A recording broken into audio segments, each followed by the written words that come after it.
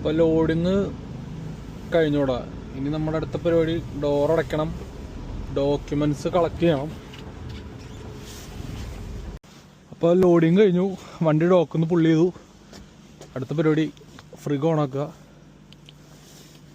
അത് ഓണായി വരെ ഇത്തിരി സമയം എടുക്കും. അപ്പോൾ അവിടെ കിടന്ന് ഓണാട്ടെ. നമുക്ക് ലോഡ് ഞാൻ സെക്യൂർ ചെയ്തു ഓൾറെഡി. ഇനി ഡോറ് ക്ലോസ് ചെയ്യുക, അതാണ് പരിപാടി.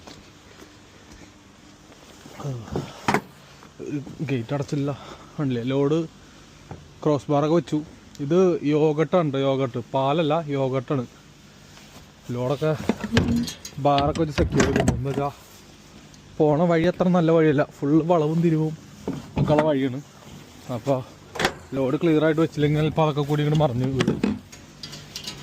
അപ്പോൾ ഓക്കെ, ഇനിയുള്ള പരിപാടി ഇതിന് സ്പാനിഷ് ലോക്കും കൂടി ഇടണം. അതും കൂടി ഇട്ടാലാണ് നമുക്ക് സേഫ്റ്റി ആവുള്ളൂ. അപ്പോൾ നമുക്ക് സീൽ കിട്ടിയിട്ടുണ്ടോ. അപ്പോൾ ലോഡ് സീൽ ചെയ്യണം എന്ന് പറഞ്ഞപ്പോൾ ഇവിടുന്ന് തന്നെ തന്നു സീല്. ചില കമ്പനിയിൽ നിന്ന് തരില്ല. അപ്പോൾ നമ്മുടെ കയ്യിൽ സീലുണ്ട്, നമ്മളത് ഇടുക ചെയ്യുക. അപ്പോൾ ഇവിടുന്ന് ഇപ്പോൾ കമ്പനി സീൽ വന്നിട്ട്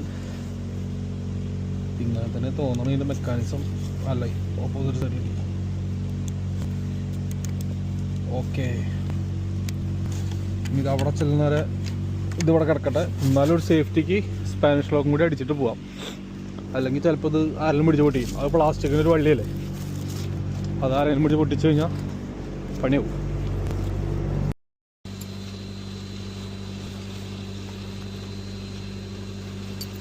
ഈ സാധനത്തിനാണ് സ്പാനിഷ് ലോക്ക് എന്ന് പറയാം.